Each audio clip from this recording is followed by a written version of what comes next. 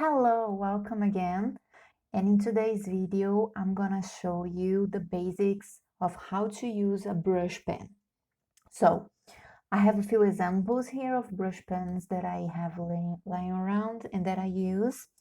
And first of all, let's understand what is a brush pen, because I've seen people get a little bit confused. So a brush pen basically is a brush that has a flexible tip, just like the ones I have here. Their tip is flexible, so you can put low pressure or high pressure to get thin and thick strokes. So that's basically the definition of a brush pen. And I brought some different types here to show you something else, the difference between a small tip and a big tip. As you can see, I have a small one here, and I just showed you before a big tip. And usually we have some falling basically in the middle of those other pens, like a middle size. However, I like to categorize those brush pens either in small or big size.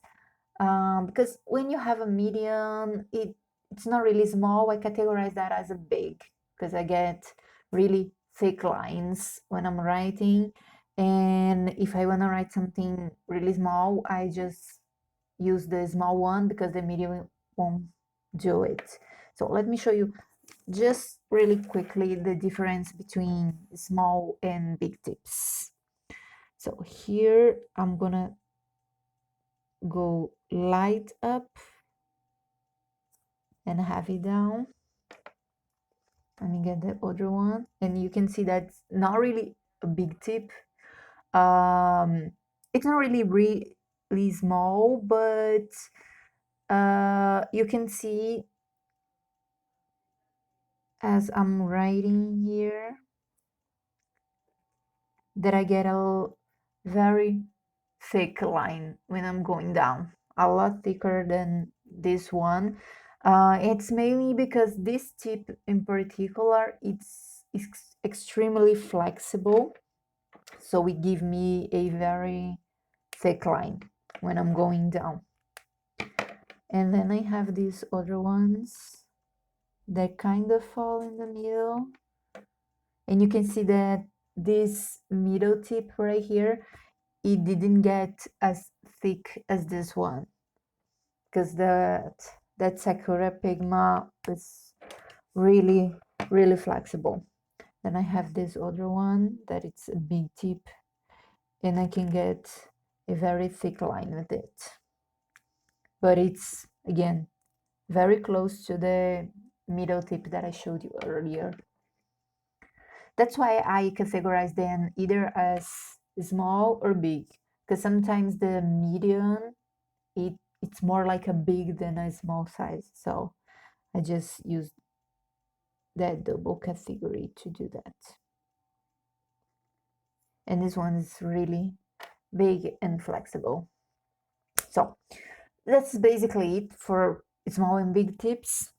And now I'm gonna show you a basic overview of how a brush pen works, and I'm gonna use this small tip right here in my practice sheet. And this practice sheet is actually a free printable that you can get in my shop. It's among my products, but it's shipped. It's really free. Actually, I'm sorry, it's free and you can get it there. The link is gonna be down below. So now that we have our brush pen, first thing is the right way for you to hold your pen. It should be comfortable for you, but I recommend holding it like this and at an angle in the paper, more or less like a 45-degree, but something that feels comfortable for you. And also, you see how I'm moving my paper here? It's to make sure that my pen is perpendicular to the direction of the paper. So I get a better looking line when I'm drawing with this pen. So the basic is, since your tip is flexible, you can get this variation that I showed you here. And usually when you're going up with a stroke, you leave it being really thin, so you don't put pressure on the tip. You just lightly touch the paper so that you can get a stroke. But when you're going down, you can really put pressure so that you get this thick line that we got in those examples up there. And don't be afraid to put pressure when you go down. These tips are supposed to be flexible and they're made for this, so you can put a lot more pressure to get this thick stroke. So basically you have to practice going up really lightly and just really take your time here so that you can get the best looking line possible. You can see that those first three were not perfect because I wasn't really in a comfortable position. So you can move your paper to put it in the best position for you and try to be as consistent as possible. And the secret to getting good lines is just practice a lot. So try to fill whole page. You can go to my website and download this practice sheet and try to fill the page with those lines, those strokes, so that you can get comfortable with them. And now that we went over the upstroke, let's go to the downstroke, in which we can put a lot of pressure. We should put a lot of pressure so that you get the nice bold line that I'm showing you right now. Don't be afraid. You can kind of turn your pen around so that you don't, so that you use all the sides evenly if you want. But as I said, this tip is supposed to be flexible and you can make this line putting pressure to get it this way. And after you practice those two strokes, you can get to the other basic strokes, which I have shown you in another video, and I'm gonna link it below so you can get access to it. But one example is combining the thin and thick line to make an overturn or an underturn. You can make loops,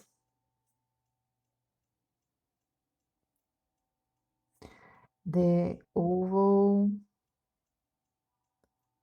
and you can learn more about how to write those basic strokes in that video I mentioned and practice them on these pieces of paper that you print.